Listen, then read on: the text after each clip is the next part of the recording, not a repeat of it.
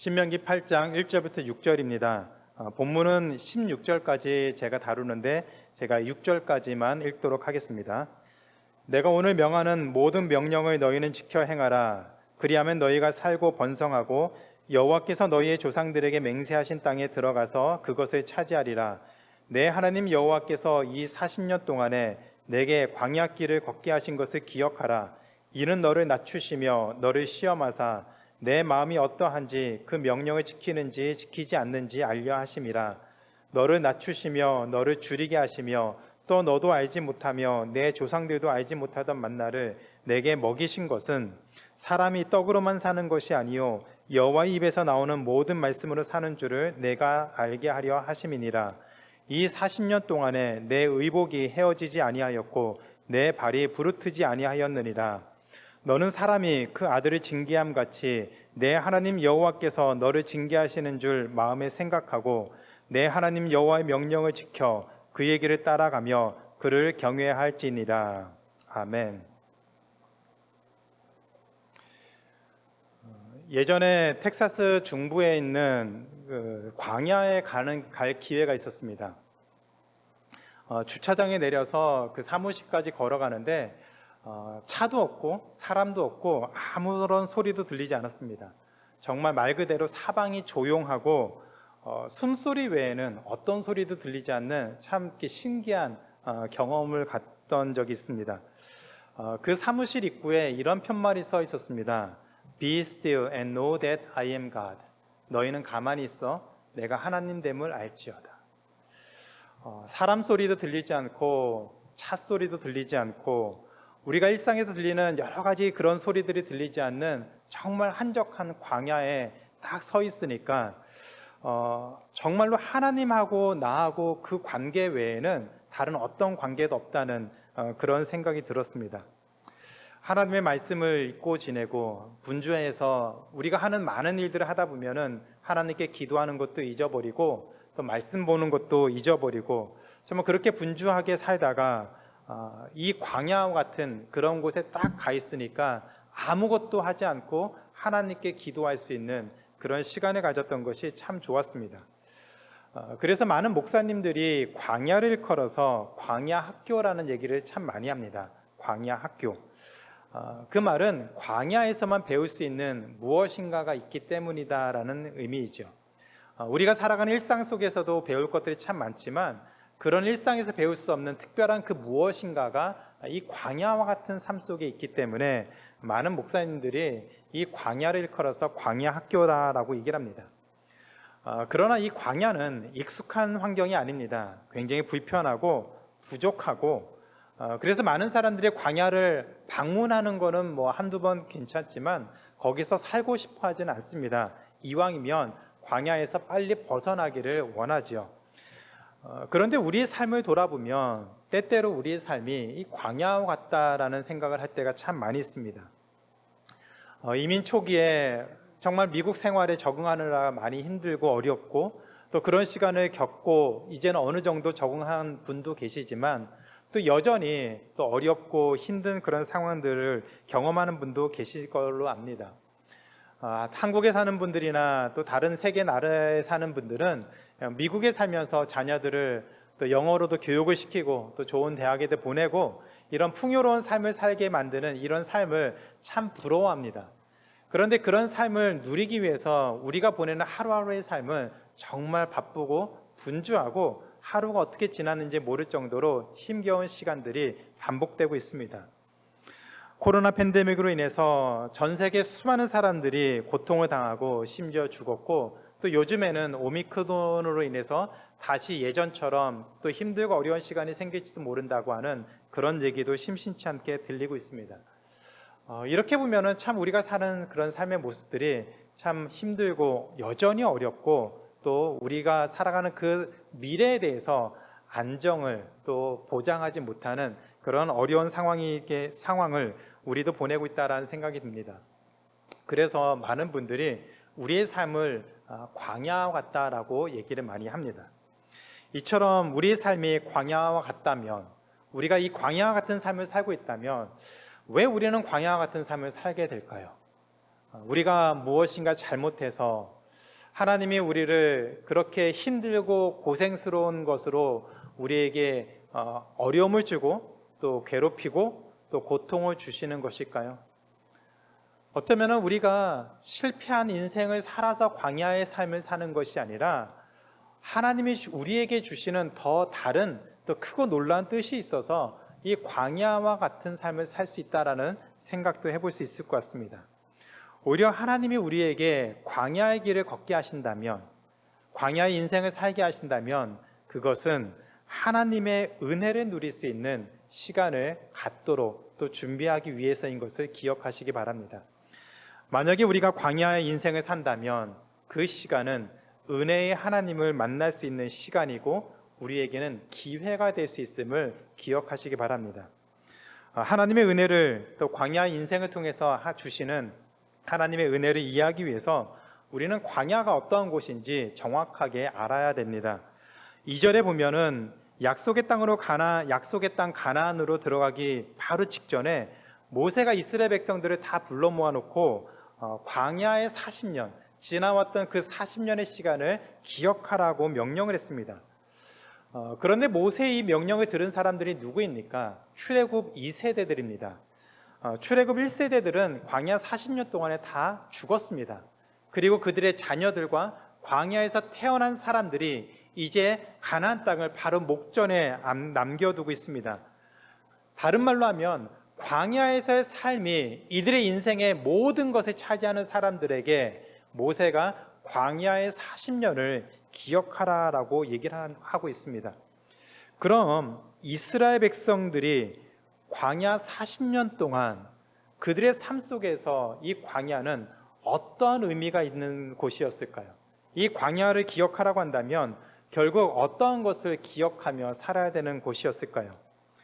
출애굽 당시에 이스라엘 백성의 숫자를 대략 한 200만 명 정도로 보고 있습니다.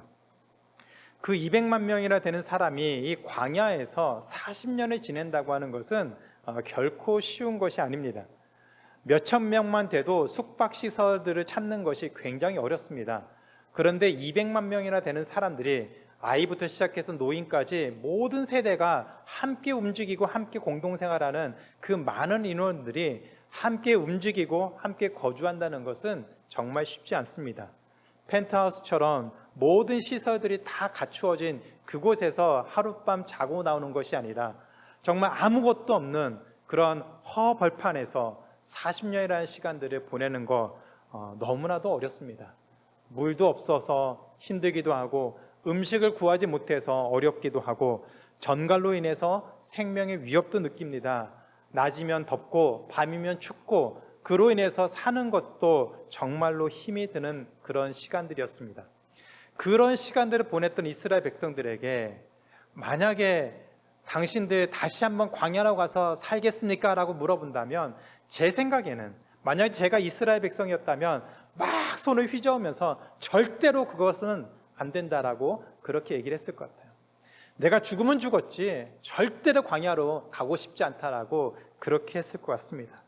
그런데 왜 모세가 그런 경험을 했던 이스라엘 백성들에게 광야의 그 지났던 40년을 기억하라고 했을까요? 그 힘들었던 40년을 기억하라고 했다면 도대체 무엇을 기억하라고 하는 것일까요? 힘들었던 그 기억을 다시 한번 기억하라는 것일까요? 아니면 그 광야 40년을 통해서 무엇인가 기억해야 될 것이 있기 때문에 그것을 기억하라고 하는 것이었을까요? 만약에 누군가가 여러분에게 지난 이민 초기에 그 어려웠던 시간들을 기억하라고 한다면 그 이유가 무엇일까요? 왜 우리는 지난 시간들을 기억하면서 그 시간들을 통해서 다시 우리의 삶을 돌아보는 그런 시간들을 가져야 될까요? 모세는 이스라엘 백성이 광야에서 기억해야 될 것을 2절과 3절에서 말하고 있습니다. 2절과 3절에 보면 광야의 길을 걷게 하신 이유는 너를 낮추시며 너를 시험하사 내 마음이 어떠한지 그 명령을 지키는지 아니 지키는지 알려 하심이라. 너를 낮추시며 너를 줄이게 하시며 또 너도 알지 못하며 내 열조도 알지 못하던 만나를 내게 먹이신 것은 사람이 떡으로만 사는 것이 아니요 여호와 입에서 나오는 모든 말씀으로 사는 줄을 너로 알게 하려 하심이니라. 이 말씀을 통해서 모세는 이스라엘 백성들에게 세 가지를 기억하라고 했습니다. 세 가지를 기억하며 살아야 됐습니다. 첫 번째는 광야는 우리를 낮아지게 하는 곳임을 기억해야 됩니다. 광야의 삶은 우리를 낮추시는 곳임을 기억하는 것입니다. 광야에서 40년을 보낸 이스라엘 백성들이 내세울 것이 있다면 무엇이 있을까요?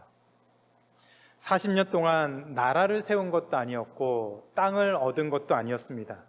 배가 고프면 하나님께 울부짖었습니다. 물이 없으면 하나님께 울부짖고 원망을 했습니다. 하나님이 도와주시지 않으면 싸움에서도 이길 수가 없었습니다. 하나님이 극적으로 승리하게 하시지 않는다면 어떠한 전쟁에서도 승리할 수가 없었습니다. 힘도 없고 돈도 없고 손에 쥔 것도 없는 그런 사람들이 이스라엘 백성들이었습니다. 그렇게 그들이 40년을 보냈습니다. 그리고 약속의 땅을 바로 눈앞에 둔 그 시점에서 이스라엘 백성들이 무엇인가 하나 내세울 것 있다면 그것이 무엇인가 고민을 해봐도 아무리 찾아도 내세울 것이 하나도 없습니다. 그냥 40년을 살아왔던 것이 신기할 정도로 그들은 아무것도 가진 것도 내세울 것도 없었습니다. 그런데 이 광야 생활이, 이 광야의 40년이 왜 이들에게 중요한 것일까요? 그것은 바로 2절에 있습니다. 광야의 길은 이스라엘 백성이 스스로 선택해서 들어가는 것이 아니었습니다. 광야는 이스라엘 백성이 가고 싶어서 간 것이 아니라 하나님이 친히 이스라엘 백성으로 하여금 광야의 길을 걷게 하셨다라고 얘기를 하고 있습니다. 무엇을 위해서요? 왜 하나님께서 친히 이스라엘 백성들을 광야로, 그것도 40년의 시간을 걷도록 하셨을까요? 이스라엘 백성을 낮추시기 위해서 이 광야의 길을 걷게 하셨다라고 얘기를 하고 있습니다. 다른 말로 하면 광야의 길이 아니고서는 이스라엘 백성이 낮아질 수 있는, 이스라엘 백성을 낮추실 수 있는 방법이 없기 때문에 하나님이 이스라엘 백성을 광야의 길로 지나가게 하셨다라고 얘기를 하고 있습니다. 만약에 이스라엘 백성들이 이렇게 광야의 길을 걷지 않았다면, 하나님이 이렇게 낮추시는 과정이 없었다면 이스라엘 백성은 어떻게 되었을까요? 신명기 8장 12절부터 14절에 보면 모세가 이스라엘 백성에게 이런 얘기를 합니다. 너가 먹어서 배불리고, 이스라엘 백성이 가나안 땅에 들어가서 그곳의 삶을 얘기합니다. 너가 먹어서 배불리고 아름다운 집을 짓고 거하게 되며 또 내 우양이 번성하며 내 은금이 증식되며 내 소유가 다 풍부하게 될 때에 두렵건대 내 마음이 교만하여 내 하나님 여호와를 잊어버릴까 하노라. 가나안 땅에 들어가서 여유가 있고 또 삶이 편해지고 이제는 다른 사람들이 부러워할 만한 어떤 상황, 또 그런 삶을 누리게 되었을 때 그들이 스스로 교만해져서 하나님을 잊어버리고 또 그 모든 삶을 자신들이 힘으로, 자신들이 수고해서 노력한 것이다라고 얘기하기 때문에 하나님을 잊어버릴 것이기 때문에 하나님은 이스라엘 백성을 낮추시기 위해서 고강도의 훈련을 시키셨다라고 얘기를 하고 있습니다. 그래야, 그런 과정을 거쳐야 이스라엘 백성들이 성공했을 때, 편안할 때 그거 다 내가 한 거다라고 말을 하지 않는다는 것이죠. 이스라엘 백성들이 가나안 땅에 들어가서 이젠 먹고 살만할 때 이렇게 우리가 살 수 있는 것은 내가 수고하고 노력하고 힘을 써서 이렇게 살게 된 것이다라고 그렇게 얘기하지 않을 수 있다는 얘기입니다. 그런데 우리 삶도 마찬가지인 것 같습니다. 우리에게 광야가 어디입니까? 오늘 우리가 살고 있는 현실이 광야 아닙니까? 힘들다, 또 죽고 싶다라는 그런 말들이 어쩌면 입버릇처럼 되어 있는 우리 삶의 모습들이 광야인 것 같습니다. 여러분들에게 상처를 주고 속이고 또 누군가로 인해서 어려움 당하고 있는 삶이 어쩌면 광야 같은 삶이겠지요. 육신적인 아픔이나 경제적인 곤핍함이나 또 정신적인 어려움들이 우리를 광야 같은 삶 가운데 몰아낼 수가 있습니다. 이런 광야의 시간이 없다면, 이런 고통과 어려움의 시간이 없다면 우리가 이 땅을 살면서 잘 되고 편안하고 먹고 살만할 때 그때 우리가 어떻게 된다고요? 죄송하지만 저를 포함해서 우리 모두가 돈 좀 벌고 성공하고 무엇인가 얻으면 우리 입에서 당장 이런 말이 나옵니다. 그거 다 내가 한 거야. 그거 다 내가 수고해서, 내가 노력해서, 내가 열심히 노력해서 밥도 안 먹고 돈도 쓰지 않고 이렇게 힘들게 고생해서 이만큼 살게 된 거다라고 얘기를 한다는 얘기입니다. 나 아니었으면, 내가 이렇게 안 했으면 어떻게 될지 알지 않냐는 식으로 자랑하는 것이 우리의 모습이다라는 얘기입니다. 여러분은 무시해서 또 우리를 얕잡아 봐서 하는 것이 아니라 우리가 그런 존재입니다. 조금만 우리가 노력하고 어떤 결과물을 얻으면 우리는 금방 우리가 뭔가 대단한 사람이 된 것처럼 그렇게 생각하기 쉬운 존재라는 얘기입니다. 그렇기 때문에 하나님이 우리를 광야로 보내서 철저하게 훈련시키시는 것이죠. 우리 하나님이 좀 철저하신 분이십니다. 애누리 없고 우리를 훈련시키고 우리를 하나님의 자녀로 이끄실 때 굉장히 철저하게 훈련시키셔서 우리가 하나님께 더 가까이 나아갈 수 있도록 매 순간 그렇게 인도하시는 분이 하나님이십니다. 사랑이 정말 많으시지만 그렇다고 해서 호락호락하신 분이 아니십니다. 세상 가운데 하나님의 자녀로 우리를 담대하게 살도록 하기 위해서 더 강하게, 더 담대하게, 더 든든하게 그렇게 우리를 훈련시키시기 때문에 우리 삶으로 철저하게 하나님을 고백하는 자리까지 이끄시는 분이 바로 하나님이십니다. 그런데 그런 과정을 걷는다는 것이 참 쉽지가 않습니다. 그래서 힘들죠. 광야 인생이라고 하는 것이 바로 그런 이유 때문입니다. 그렇지만 그런 시간들을 통과했을 때, 그런 시간을 지났을 때 하나님이 우리를 어떤 기대를 가지고 어떤 계획을 가지고 우리를 이끄시는지 비로소 우리가 이해할 수 있고 알 수가 있게 됩니다. 그래서 광야의 시간을 제대로 보낸 사람은 분명하게 다르게 얘기를 하게 됩니다. 내 힘으로 한 것이 하나도 없더라고요.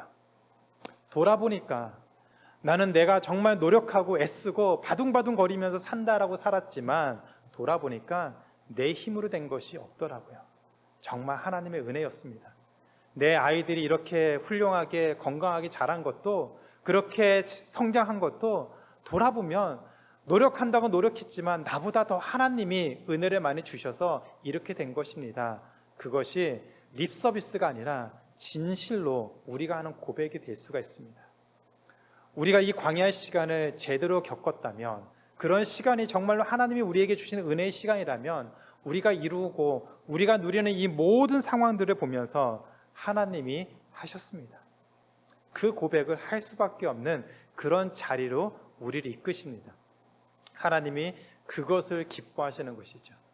우리가 그것을 고백하는 그 자리에 설 때 비로소 하나님의 우리의 삶을 통해서 영광을 받으시고 우리가 약속의 땅에 들어가서 하나님을 영화롭게 섬기는 그런 삶을 살 수가 있게 됩니다. 다시 한번 말씀드리지만 광야의 삶은, 광야와 같은 삶은 우리에게 참 힘들고 고통스러운 시간이 분명합니다. 그러나 그 광야의 시간이 오히려 우리에게 하나님의 은혜를 경험할 수 있는 그런 복된 시간이 될 수가 있습니다. 그 광야의 시간을 통해서만 하나님이 어떤 분이신지 우리가 더 하나님을 알 수 있고, 그런 하나님을 만나야만 우리가 얼마나 큰 은혜를 받은 존재인지 비로소 우리가 알 수 있고 고백을 할 수 있게 됩니다. 하나님은 이스라엘 백성을 광야의 길로 보내신 것처럼 우리 삶도 광야와 같은 삶으로 이끄시면서 우리를 낮추시고, 그 낮추시는 과정을 통해서 하나님을 높이는 그런 삶을 우리로 살게 하셨습니다. 그것이 광야 인생을 통해서, 지난 우리들의 삶을 통해서 우리가 반드시 기억해야 되는 사실입니다. 두 번째로 광야의 삶을 통해서 우리가 기억해야 될 것은, 우리를 낮추시는 그 광야의 삶을 통해서 하나님은 우리의 모습을 정확하게 보기를 원하셨습니다. 광야의 시간을 통해서 하나님은 우리가 누구인지 정확하게 보기를 원하셨습니다. 2절에 보면 광야를 걷게 하신 이유를 너를 시험하사 내 마음이 어떠한지 하나님의 명령을 지키는지 아니 지키는지 알려 하심이라 라고 하셨습니다. 그리고 그 시험의 대표적인 것이 만나였습니다. 만나. 출애굽기 16장 1절부터 4절에 보면 애굽을 떠나서 홍해를 건너는 그 이스라엘 백성들이 배가 고프다라고 하나님께 원망을 하기 시작했습니다. 그러자 하나님께서 이스라엘 백성들에게 이렇게 말씀하셨습니다. 보라, 내가 너희를 위하여 하늘에서 양식을 비같이 내리리니 백성이 나가서 일용할 것을 날마다 거둘 것이라. 이같이 하여 그들이 나의 율법을 준행하나 아니하나 내가 시험하리라. 이상한 얘기죠. 이스라엘 백성은 배가 고프다고 먹을 것 좀 달라고 했는데 하나님이 이스라엘 백성들에게 만나를 주시겠다라고 말씀하시면서 이 만나로 내가 시험할 것이 있다라고 말씀을 하셨습니다. 그것이 무슨 뜻이냐면 이스라엘 백성은 이런 의도를 가지고 하나님께 원망을 했습니다. 하나님, 우리는 하나님 정말 잘 믿고 싶어요. 우리는 하나님 정말 인정하고 싶고 하나님을 잘 섬기고 싶습니다. 그런데 우리의 상황이 그렇지가 않습니다. 우리가 좀 더 편안하고 안락하고 좀 풍성한 삶을 살고 있으면 왜 우리가 하나님께 원망하고 불평하겠습니까? 절대로 우리는 하나님 원망하지 않습니다. 우리는 하나님을 잘 믿고 섬길 수 있습니다. 그런데 우리의 환경이 어려워서 잠시 이런 불평을 하는 것뿐입니다 라고 하는 얘기입니다. 그런 이스라엘 백성들에게 하나님이 이렇게 반응하신 것이죠. 아니다. 너희가 원망하고 불평하는 것은 어떤 것이 없어서가 아니라 너희는 많은 것이 있어도 없어도 원망하고 불평하며 살 것이다. 너희가 정말로 등 따시고 배부르면 내 말을 잘 듣고 지키는지 그럼 한번 시험해보자. 그렇게 하시고 주신 것이 만나였습니다. 시편 78편 24절에 보면 시편 기자가 이 만나를 이렇게 소개하고 있습니다. 만나는 천사가 먹던 양식, 즉 하늘 양식이라고 했습니다. 하나님이 이스라엘 백성에게 하늘 양식을 매일 그들에게 200만 명이 넘는 사람들에게 매일 40년 동안 그 많은 양을 똑같이 주었음에도 불구하고 풍성하게 주었음에도 불구하고 이스라엘 백성은 여전히 하나님의 명령에 순종하지 않았습니다. 하나님의 명령을 지키지 않았습니다. 그리고 뭐라고 얘기합니까? 민수기 11장 6절에 보면 이렇게 하나님께 원망합니다. 만나만 먹으니 힘이 없어서 고기가 필요합니다.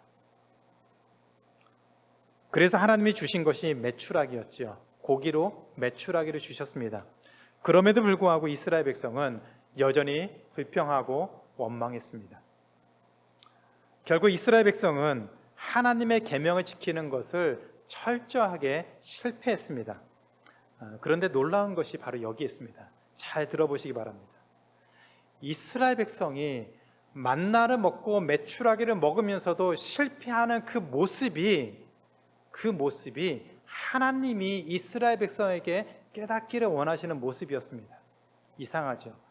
하나님이, 만약 제가 하나님이었다면 이스라엘 백성이 광야 40년을 지낸 다음에 완전히 이 사람들의 생각과 삶의 모습을 완전하게 개조시켜서 그전과는 완전히 다른 사람으로 만들 것 같아요. 40년이라는 시간이 지난 다음에, 광야의 그 시간을 지난 다음에 가나안 땅에 들어갈 때쯤 되면 하나님이 이거 해라 하면 네, 하나님 저거 하라 하면 네, 아니오란 말 자체를 못하도록 완전하게 그렇게 뜯어고치고 그렇게 완전하게 바꿀 것 같은데 하나님이 그렇게 하질 않으셨어요. 만나를 통해서 하나님이 이스라엘 백성에게 깨닫도록 하신 것은 그들이 하나님의 말씀에 철저하게 순종하지 못한다는 그 사실을 인정하는 삶이었습니다.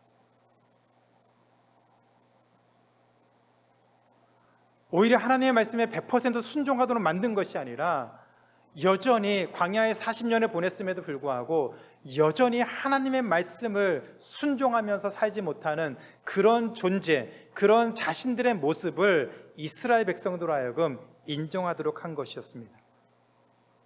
여전히 하나님의 말씀에는 관심도 없고 오직 자기들이 원하는 것만 얻으려고 하는 그런 이기적인 그런 존재인 것을 깨닫도록 하셨다는 얘기입니다.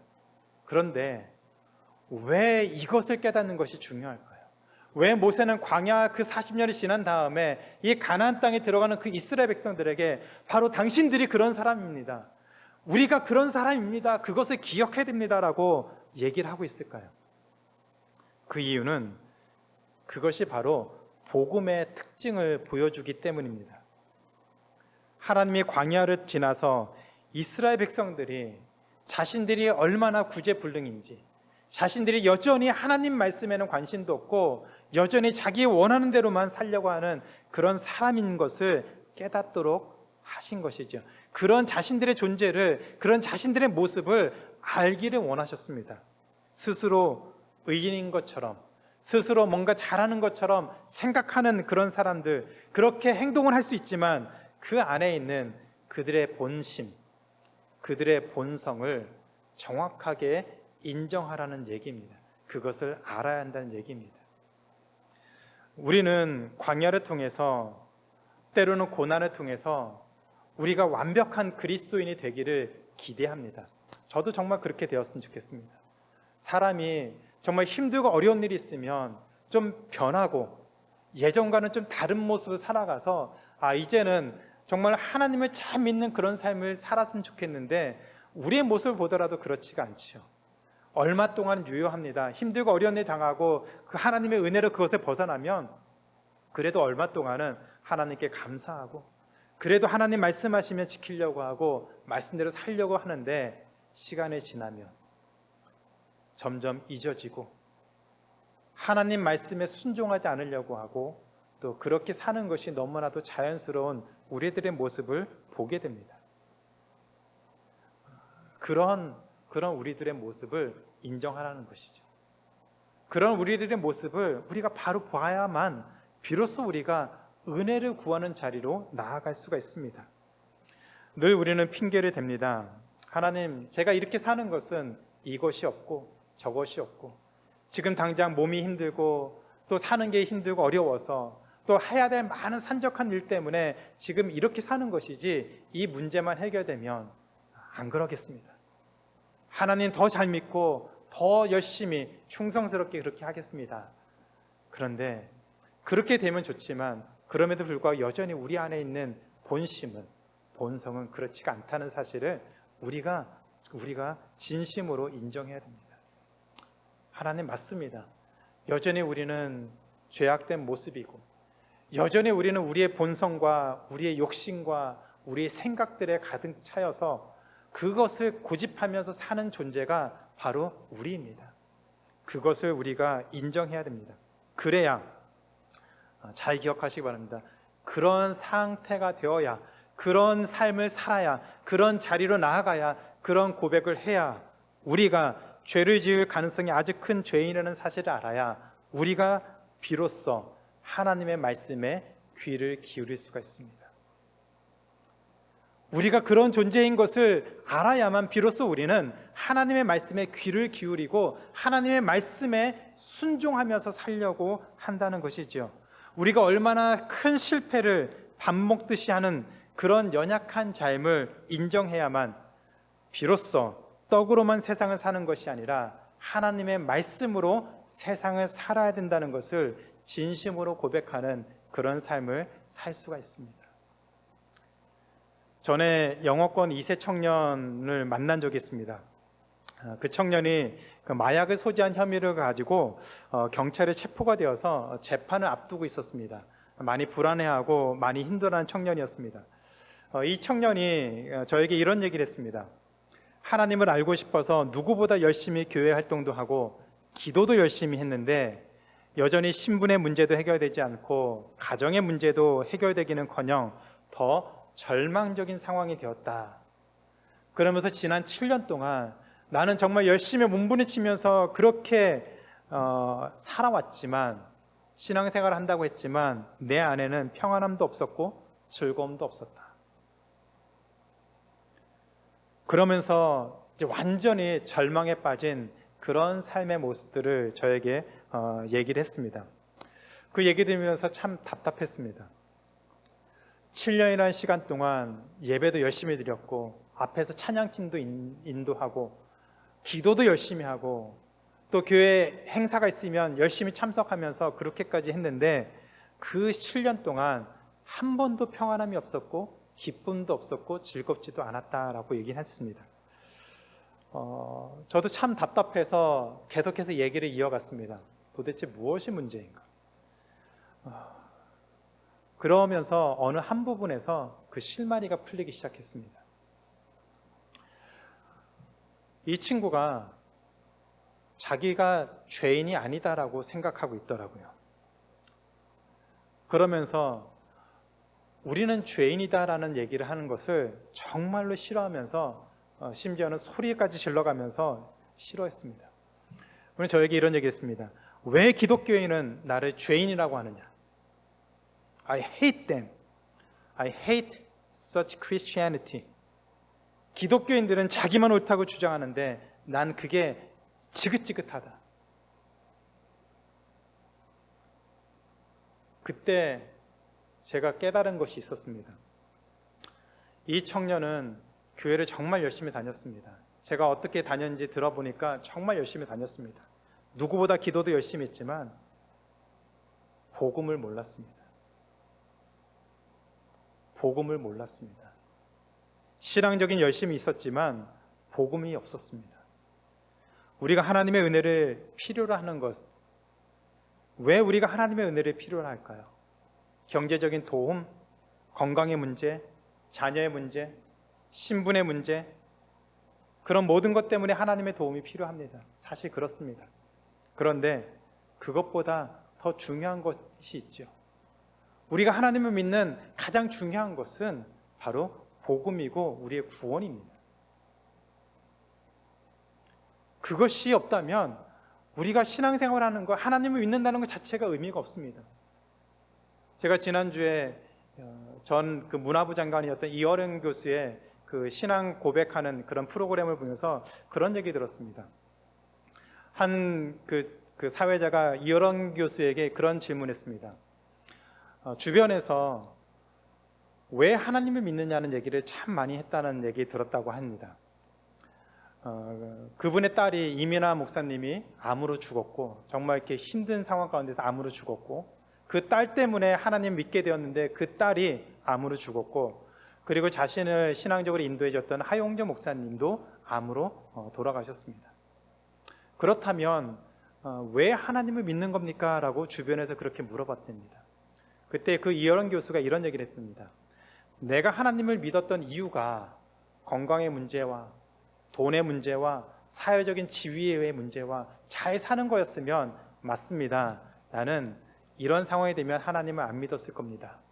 그런데 내가 하나님을 믿었던 이유는 그것이 아니라 바로 복음 때문이었습니다. 복음 때문에 하나님을 믿었기 때문에 이런 상황이 돼도 나는 전혀 내 신앙을 포기할 이유가 없습니다. 오히려 나는 더 간절하게 하나님을 믿는 그런 삶을 살고 있습니다. 나는 후회하지 않습니다. 오히려 내가 위축되고 주눅들지 않습니다. 오히려 나는 더 담대하게 이 신앙을 지킵니다. 라고 그렇게 얘기를 했습니다. 저는 그분이 신앙생활한 연수는 짧습니다. 그럼에도 불구하고 본질, 복음의 본질을 정확하게 알고 계신 분이라고 생각이 듭니다. 지금 모세가 이스라엘 백성에게 바로 이 얘기를 하고 있습니다. 광야의 길을 통해서 비로소 우리가 하나님의 계명을 지킬 마음조차 없고 그리고 마음은 있어도 그 지킬 능력도 없는 힘도 없는 그런 존재인 것을 인정하라는 얘기이죠. 우리가 그런 사람이라는 것을 우리가 알아야 된다는 얘기입니다. 그래서 광야는 우리가 누구인지를 깨닫게 하는 곳입니다. 그 깨달음을 가지고 가나안 땅으로 약속의 땅으로 들어가라는 얘기입니다. 누가 가르쳐주지 않아도 세상의 방법과 인간적인 생각으로 우리는 세상을 살아가고 있습니다. 학교에서든지 주변에서든지 그런 것들을 참 많이 듣고 살아가고 있습니다. 그렇게 살면서 철저하게 실패하고 또 잘못된 삶을 살았다는 것을 인정하게 되는 것, 바로 그것을 만드는 것이 광야입니다. 우리가 지나온 삶이죠. 그래서 이제는 하나님의 말씀을 붙잡는 것 외에는 우리에게 소망이 없다는 것을 비로소 깨달아 그 자리에 나아가는 것, 그것이 바로 우리의 모습이고 또 하나님이 그것을 원하신다는 것이죠. 이처럼 낮아지고 우리가 얼마나 큰 죄인인지 깨달아야 세 번째, 비로소 하나님의 은혜가 얼마나 크고 놀라운지 우리는 알 수 있게 됩니다. 비로소 광야 인생에서 우리는 은혜의 하나님을 만날 수가 있습니다. 이렇게 광야의 길을 걷게 된 가장 근본적인 목적이 무엇일까요? 우리에게 힘들고 어려움을 주기 위한 것일까요? 아닙니다. 16절에 보면, 신명기 8장 16절에 보면 이렇게 얘기를 합니다. 이렇게 광야의 길을 걷게 하신 이유는, 이는 다 너를 낮추시며 너를 시험하사 마침내 내게 복을 주려 하심이었느니라. 영어 성경을 보면 이렇게 얘기합니다. In the end, 결국은, 그것이 목적이죠. 결국은 그 광야의 길을 통해서 결국은 it might go well with you. 너희들이, 우리가 잘 살도록 하기 위한 것이다 라고 얘기를 하고 있습니다. 세상을 살아가는 우리에게 형통한 삶을 살게 하기 위해서 하나님은 우리를 광야로 이끌어 가셨습니다. 이끌고 계십니다. 그렇다면 이 광야는 누구를 위해서 존재하는 것일까요? 이 광야는 저를 위해서, 여러분을 위해서, 우리 모두를 위해서 존재하는 곳이고 우리가 반드시 지나야 되는 곳입니다. 지금 모세는 이스라엘 백성들을 모아놓고 이 광야 학교를 졸업하는 그 현장에 있습니다. 졸업식 연설에서 모세는 이스라엘 백성들에게 지난 40년 동안 무엇을 배웠는지, 그리고 무엇을 기억하고 가나안 땅으로 들어가야 되는지 다시 한번 얘기를 하고 있습니다. 그리고 우리에게도 동일하게 얘기를 하고 있습니다. 무슨 얘기를 하고 있습니까? 우리에게 고난이 있습니다. 하나님은 우리에게 고난을 주십니다. 우리는 낮추시고 시험하시기 위해서 하나님은 광야와 같은 고난의 시간을 우리에게 주십니다. 그때 우리의 무능하고 연약한 모습을 깨닫고 하나님을 전적으로 의지하는 것 외에는 우리에게 소망이 없다는 것을 기억하며 살아야 한다라고 얘기를 하고 있습니다. 그리고 아무리 힘들고 어려운 때라도 하나님은 그런 광야의 길을 걷는 우리의 모든 필요를 채워주시고 우리를 선한 길을 인도하시는 그 분이신 것, 그것 외에는 소망이 없다는 것을 분명히 기억하라고 얘기를 하고 있습니다.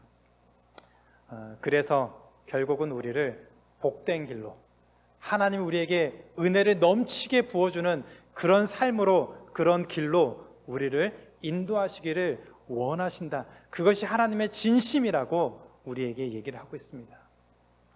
이 은혜를 우리가 누렸으면 좋겠습니다. 지난 시간들, 우리가 보내왔던 지난 시간들을 만약 돌아볼 수 있는 시간들이 있다면 돌아보셔야 되지만 그런 시간들을 꼭 가지시기 바라시고, 그런 시간들이 있다면 반드시 기억하시기 바랍니다. 그 시간들이 우리에게 유익한 것은 그 광야 인생을 통해서 우리가 하나님의 은혜를 경험하고 그 은혜를 더 받을 수 있는 준비를 하는 시간이었음을 기억하시기 바랍니다. 그래서 그 은혜에 한 사람도 예외 없이 누리는, 참여할 수 있는 우리 모두가 되기를 주님의 이름으로 축원합니다. 이제 말씀 맺겠습니다. 영화배우 박신양이 아마 그리스도인은 아닌 것 같습니다. 근데 박신양이 이런 얘기를 했습니다. 청년들을 모아놓고 강연한 곳에서 청년들을 대놓고서 이런 질문을 던졌습니다. 왜 우리 인생이 힘들지 않을 것이라고 생각합니까? 왜 우리 인생이 힘들지 않을 것이라고 생각하십니까? 당신의 인생이 왜 힘들지 않아야 한다라고 생각하십니까? 사람들의 착각은 행복은 힘들지 않은 인생이다라고 하는 곳에 있습니다. 그러면서 던지는 질문이 참 많은 고민을 하게 만들었습니다. 힘들면, 우리 인생 가운데 힘든 일이 있으면 그런 힘들면 우리 인생이 아닌가요? 나의 힘든 시간을 사랑하지 않으면 나의 인생을 사랑하지 않는다는 뜻입니다. 당신이 가장 힘든 시간까지 사랑하는 법을 배워야 합니다. 그리스도인은 아닌 것 같지만 참 우리 인생에 대해서 참 큰 질문을 던진 것 같다는 생각이 듭니다. 박신양이 말한 것처럼 힘든 인생도 우리의 인생입니다. 기쁘고 즐거운 인생도 우리 인생이지만 힘들고 고단한 시간도 우리 인생입니다. 하나님은 우리에게 허락한 인생이죠.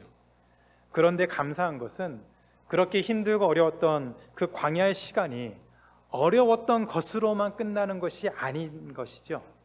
그 시간을 통해서 하나님은 우리에게 하나님의 은혜를 누릴 수 있도록, 그 은혜를 받을 수 있도록 우리를 이끌고 있다는 사실입니다. 우리가 하나님의 자녀로 살 수 있도록 인도하는 복의 통로가 오히려 광야와 같은 인생인 것을 우리가 기억하며 살아야 된다는 것이죠. 이 말씀 기억하시고 주어진 하루하루, 우리에게 주어진 하루하루를 정말 담대하게 살 수 있는 우리 모두가 되었으면 좋겠습니다. 2021년이 힘들었던 것만큼 2022년이 우리에게 어떻게 다가올지 모르겠습니다.